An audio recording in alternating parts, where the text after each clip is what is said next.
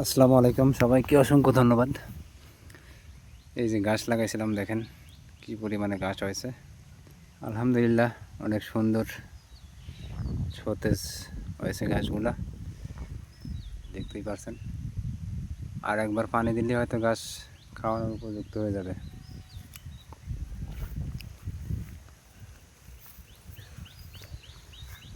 এই যে